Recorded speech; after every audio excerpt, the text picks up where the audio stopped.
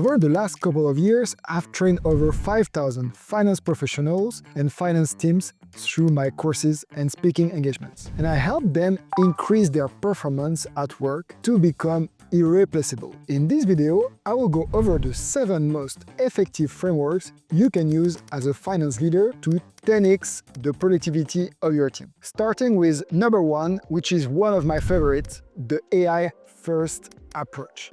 The AI first approach, what it is? It's actually using AI each time you want to do a task. It's quite easy. If you think about writing an email, go in AI first. If you have a problem with Excel, don't go to YouTube, go to ChatGPT or Copilot first. If you want to solve a problem, let's imagine you want to find how to reduce your cost, again, go to your favorite LLM, prompt the LLM and use it like a free consultant. This is the AI first approach. Then once you're evolved and your team has used these tools for their own use every day, then you look at your process and inside you analyze where you can use AI and you will start to build some mini agents that can replace some of your tasks, and that's how you make your team AI first. Second type of framework, the 1-3-1.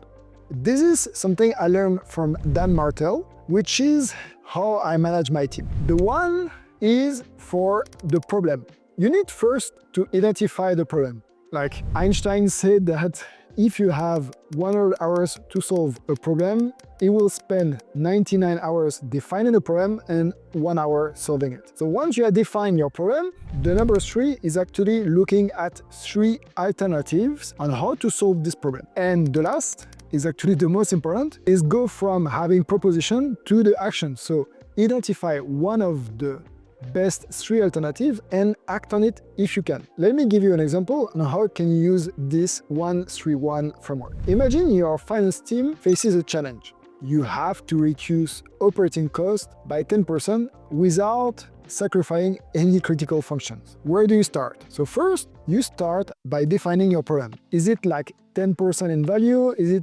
10% of revenue?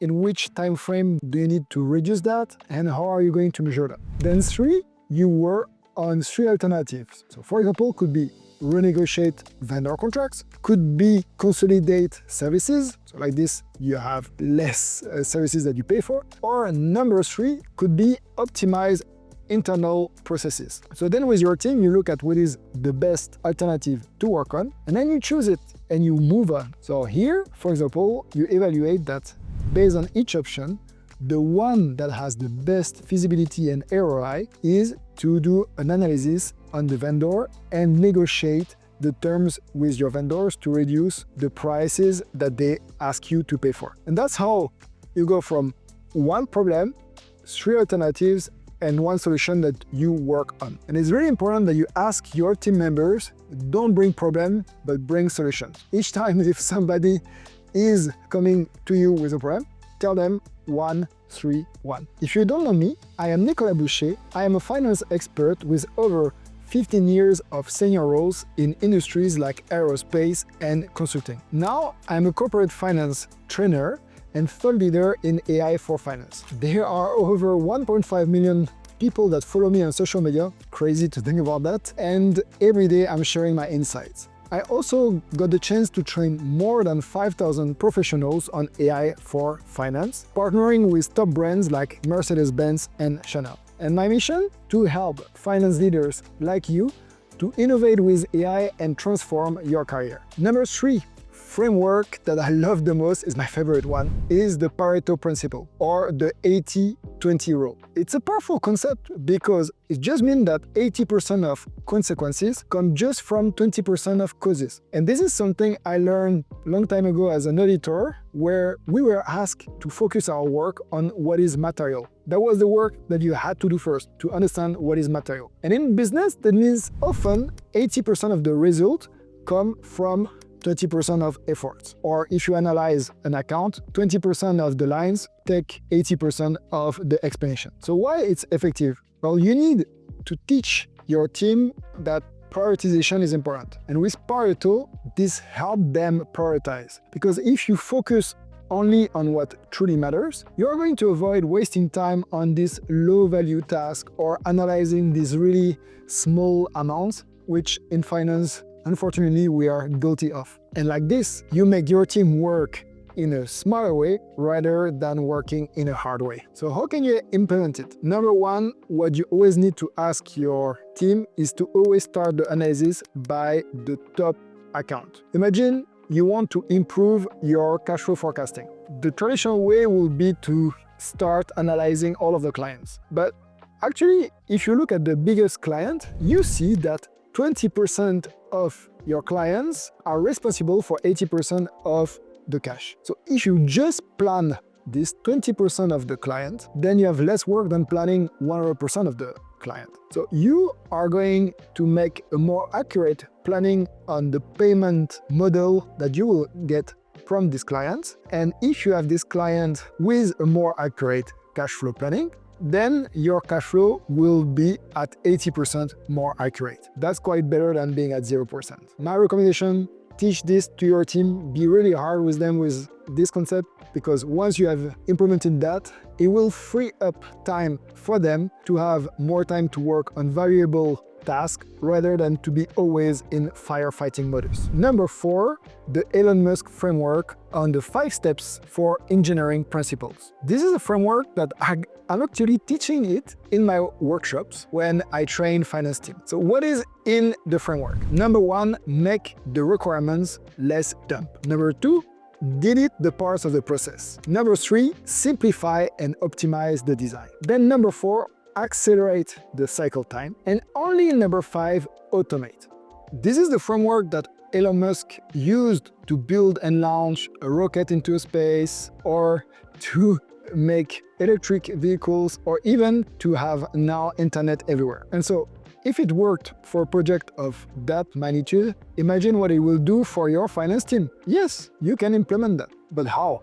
The first step is to make the requirement less dumb. That means that you are going to challenge and question the requirements from the people who ask for this report, even if it's top management. Because once you understand that, you are going to be able to understand what do they want, what do they need, and to make a better report, or maybe to understand that they don't really need it, or that already another report exists. And the number 2 is delete parts.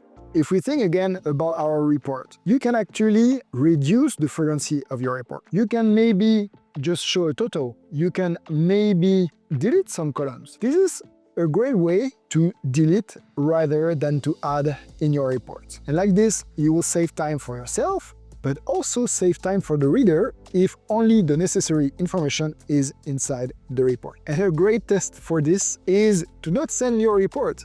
You will see who really needs it. You will see if it's really important, and like this, you will see if your report is needed. Number 3 is simplify and optimize. What does that mean? It means that to generate your report, start to understand if there is a better way to collect your data. If instead of keying the work manually, if you can use formulas. Once you know how your report should be, then you can start to simplify it and to optimize it. Number 4, accelerate. It means that now you are doing your report the right way, but maybe you are still taking too long. So how can you do it faster? Maybe have a checklist like this. You just go one by one and you don't have to rethink how to do it. Or maybe you do 4 reports at one time because it's faster to bulk than rather to do them separately. So think about how you can accelerate. And number 5 in this process, and only at the end, automate. Use formulas, use Power BI, use maybe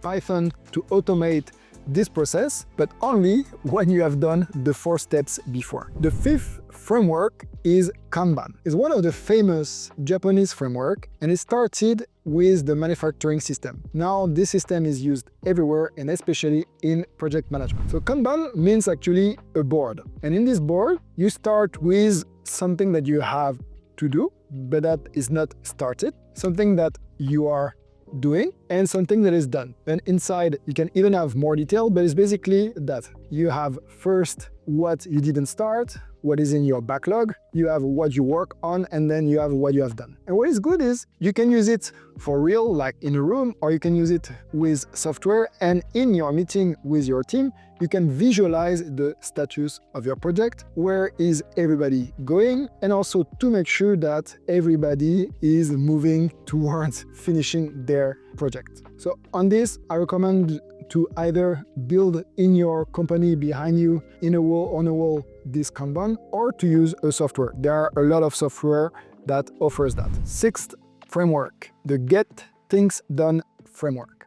When I became a manager, I actually felt overwhelmed because there was endless tasks, I was in constant firefighting, and was not really clear to know how is this going to end for me. And then I checked for some books and I discovered the David Allen's book called Getting Things Done. Getting Things Done is also named the GTD framework. Help me organize my task, but also reduce the stress, and it helped me really focus on what is important rather than being lost in all of the tasks I had to do. So it's actually a simple system. How does it work?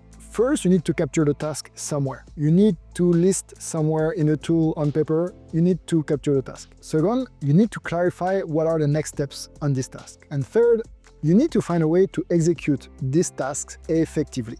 So why is it helpful, this framework? First, it helps you that you are not feeling overwhelmed with all of this task. Because if you write them down, you are going to reduce your mental burden and to reduce the clutter. It also helps with prioritizing between all of these tasks and focus on what is valuable. And on top, it's going to boost your accountability and also the accountability of your team because it keeps tasks actionable and organized. How are you going to implement it? Let me explain. The first part is capture everything. List all tasks and ideas, no matter how small. And then you are going to clarify and organize this task by asking yourself, what is the goal? What is the next step? And then you are going to organize it in 3 areas. Do it now, defer it, or delegate. And afterwards, what you do, you just have to review and check the progress every week and focus really on this high impact task. So the last framework is really important, is the Eisenhower matrix. It's a framework that works in a quadrant, which shows you what is urgent, what is important, or what is not urgent and what is not important. If you have something that is urgent and important, you need to do it immediately. If you have something that is important but not urgent, then you need to schedule it in the future. If it's urgent but not important, then you need to delegate it. And if it's not urgent and not important, then just delete it. So this matrix is actually super easy to understand, but often I see the teams don't have that in their mind. So really teach that to your team, make them write that in front of their desk, and the more they use that, the more they will have that in their mind, really to help your team members put that on paper, maybe ask them to also do that by themselves, review this with them, because you as manager, you are the one who are going to help them prioritize by showing them what is important and what is urgent. And often you are also the one that needs to tell them what is urgent because you're the one who has the last word. So if you can help them by changing priority, then be there and be the right manager that they need for you. Remember, first quadrant, handle the task right away. Second quadrant, put it in your calendar. Third, find someone to delegate the task to. And fourth, just delete those tasks. And there you have it, the 7 frameworks you can use to 10x the productivity of your finance team as their leader. Now, I also created a PDF guide with my top 100 productivity tips, specifically for finance pros like you, based on Excel, PowerPoint, Word, and Outlook. And seriously, based on this, you are going to save so much time that you can go home earlier compared to your colleagues to see your friends, your family, and do fun things together. So you can download this in the link below. Just give your email and you will get my top 100 productivity tips. And if you want to know what are the top AI finance tools in 2025, well, just go and watch this video. I hope you like this. Please subscribe and I see you in the next video.